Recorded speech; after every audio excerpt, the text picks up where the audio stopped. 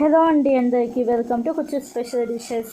బియ్యం, మినపగుళ్ళు ఇవేమీ లేకుండా కందిపప్పుతో దోశలు, ఊతప్పం హెల్తీగా ఎలా చేసుకోవాలో చూపిస్తున్నాను.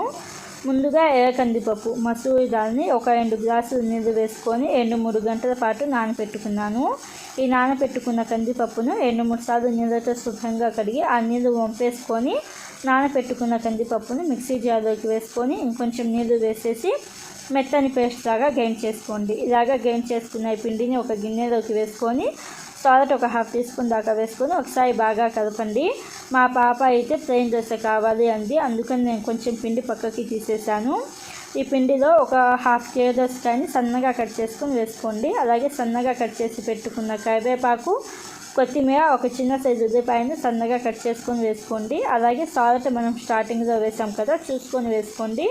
అలాగే రెడ్ చిల్లీ ఒక 1/2 టీ స్పూన్ దాకా వేసుకొని, పెప్పర్ పౌడర్ ఒక 1/2 టీ స్పూన్, ధనియాల పొడి ఒక 1/2 టీ స్పూన్, అలాగే వేయించిన జీలకర్ర పొడి ఒక 1/2 టీ స్పూన్ దాకా వేసుకొని, పసుపు కూడా ఇంకొక 1/2 టీ స్పూన్ దాకా వేసుకొని ఒకసారి బాగా కలపండి. ఇలాగ ఒకసారి బాగా కలుపుకున్న తర్వాత నీళ్ళు అవసరం పడితే అప్పుడు ఇంకొక 2 టేబుల్ స్పూన్ల దాకా నీళ్ళను వేసుకొని ఒకసారి బాగా కలపండి. పిండి కన్సిస్టెన్సీ అనేది మనకి ఇది కొంచెం థిక్గానే ఉండాలి, ఊతప్పం బ్యాటర్ లాగా ఉండాలి.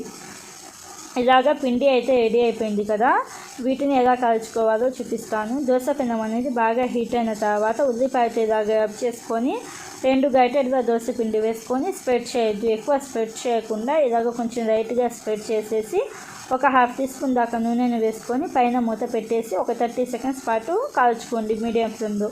30 సెకండ్స్ తర్వాత రెండో వైపుకి మార్చుకొని రెండో వైపు కూడా పైన మూత పెట్టేసి మీడియం ఫ్లేమ్లో ఒక 30 సెకండ్స్ పాటు కాల్చుకోవాలి. ఇలాగ రెండు వైపులా ఒక 30 సెకండ్స్ పాటు కాల్చుకుంటే మనకి కందిపప్పుతో హెల్తీగా ఊతప్పం అనేది రెడీ అవుతుంది.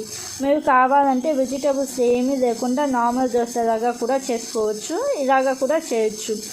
మీకు కందిపప్పు నానబెట్టే టైం కూడా లేదు అనుకుంటే కందిపప్పుతో జస్ట్ 5 నిమిషాలలో దోశలు వేసుకోవచ్చు.